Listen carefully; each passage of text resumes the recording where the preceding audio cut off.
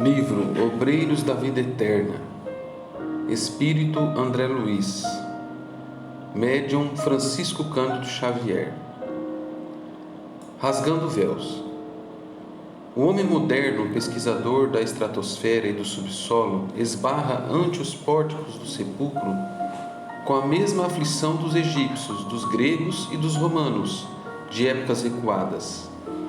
Os séculos que varreram civilizações e fundiram povos, não transformaram a misteriosa fisionomia da sepultura.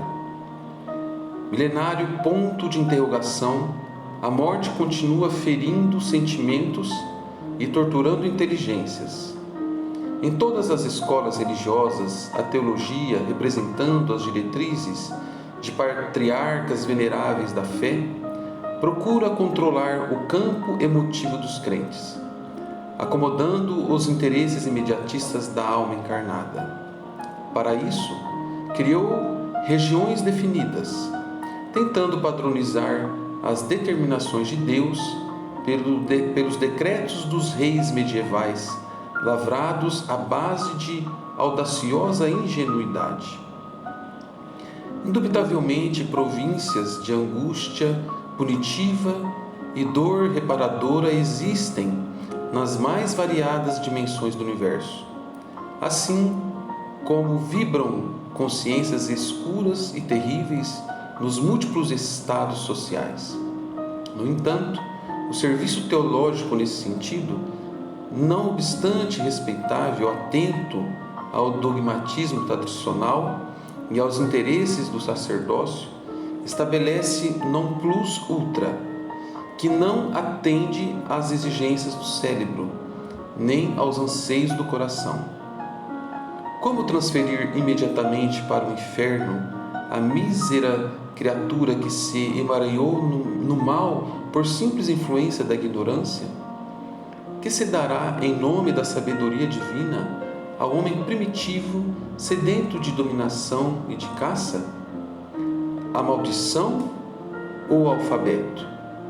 Por que processo conduzir ao abismo tenebroso o espírito menos feliz, que apenas obteve contato com a verdade no justo momento de abandonar o corpo?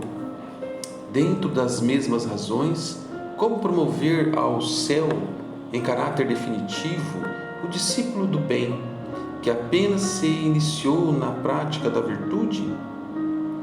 Que gênero de tarefa caracterizará o movimento das almas redimidas na corte celestial? Formar-se-iam apóstolos tão só para a aposentadoria compulsória?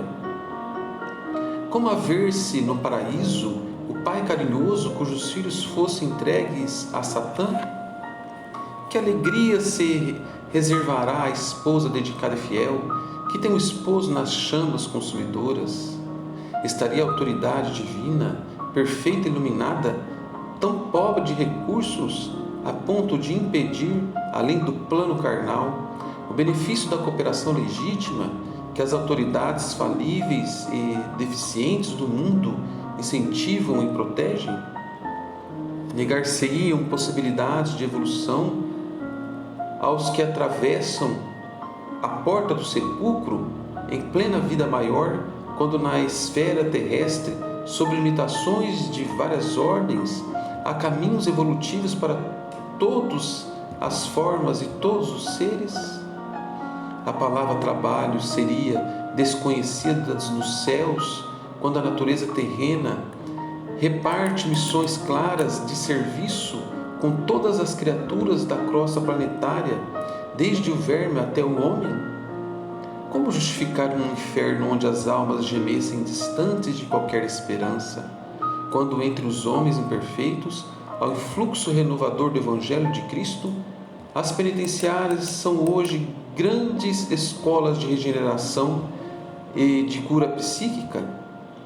E por que meios admitir um céu onde o egoísmo recebesse consagração absoluta, do gozo infinito dos contemplados pela graça, sem nenhuma compaixão pelos deserdados do favor, que caíram ingênuos nas armadilhas do sofrimento, se entre as mais remotas coletividades de obscuras zonas carnais se arregimentam legiões de assistência fraterna, amparando ignorantes e infelizes?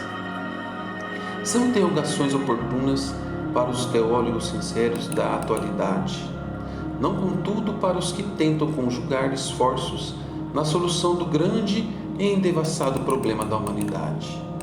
O Espiritismo começou o inapreciável trabalho de positivar a continuação da vida além da morte, fenômeno natural do caminho de ascensão. Esferas múltiplas de atividade espiritual interpenetram-se nos diversos setores da existência. A morte não extingue a cooperação amiga, o amparo mútuo, a intercessão confortadora, o serviço evolutivo. As dimensões vibratórias do universo são infinitas. Quão infinitos são os mundos que povoam a imensidade. Ninguém morre. O aperfeiçoamento prossegue em toda parte. A vida renova, purifica e eleva os quadros múltiplos de seus servidores, conduzindo-os vitoriosa e bela à união suprema com a divindade. Apresentando um novo trabalho em que André Luiz comparece, rasgando véus, lembramo-nos de Allan Kardec, o inesquecível codificador. Refere-se várias vezes em sua obra à erraticidade, onde estaciona considerável número de criaturas humanas desencarnadas. Acresce notar, todavia, que transferir-se alguém da esfera carnal para a erraticidade não significa ausentar-se da iniciativa ou da responsabilidade, nem vaguear em turbilhão aéreo sem diretivas essenciais. No mesmo critério, observaríamos os que renascem no plano denso, como pessoas transferidas da vida espiritual à materialidade, não simbolizando semelhante figura qualquer imersão inconsciente e estúpida nas correntes carnais. Como acontece aos que chegam à crosta da terra, os que saem dela encontram igualmente sociedades e instituições, templos e lares, onde o progresso continua para o alto. No limiar deste livro, portanto, cumpre-nos declarar que André Luiz procurou fornecer algumas notícias das zonas de erraticidade que envolvem a crosta do mundo em todas as direções, comentando os quadros emocionais que se transportam do ambiente obscuro para as esferas imediatas às cogitações e paixões humanas. Não mais uma vez esclarece que a morte é um campo de sequência, sem ser fonte milagreira, que aqui ou além o homem é fruto de si mesmo e que as leis divinas são eternas organizações de justiça e ordem, equilíbrio e evolução. Naturalmente, a estranheza visitará os companheiros menos avisados, e o sorriso irônico surgirá sem dúvida da boca, quase sempre brilhante, dos impenitentes incorrigíveis. Não importa, porém, Jesus, que é o Cristo de Deus, recebeu manifestações de sarcasmo da ignorância e da leviandade. Por que motivo nós outros, simples cooperadores de outro mundo, teríamos de ser intangíveis? Prossigamos, pois, no serviço da verdade do bem, cheios de otimismo e bom ânimo, a caminho de Jesus com Jesus. Pedro Leopoldo, 25 de março de 1946. Emmanuel.